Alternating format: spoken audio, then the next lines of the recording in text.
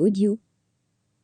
Coronavirus, le Cambodge autorise les passagers d'un navire, rejeté par 5 pays, à débarquer à Sihanoukville.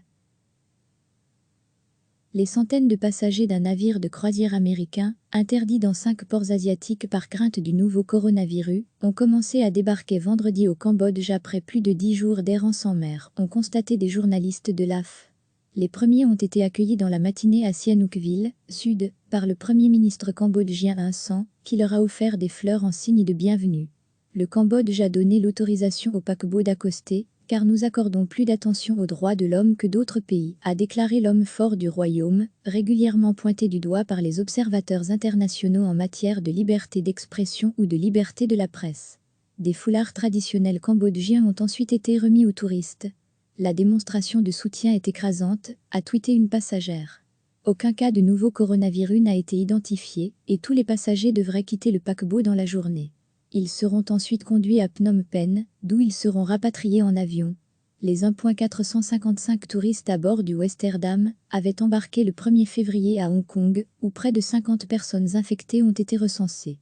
Ils devaient ensuite poursuivre leur voyage au Japon.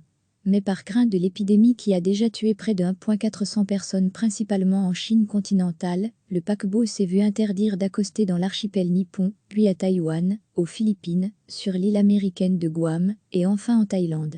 Les passagers ont ainsi erré en mer plus de 10 jours.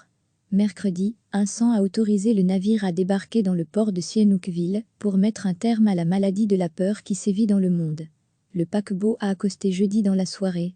Le Cambodge, où un seul cas de coronavirus a été confirmé à ce stade, est un proche allié de Pékin, qui a investi des milliards de dollars dans le royaume.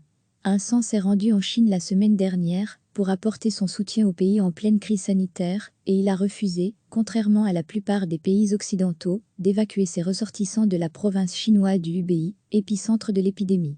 Recevez chaque matin l'essentiel de l'actualité. Cliquez sur s'abonner pour recevoir les dernières nouvelles.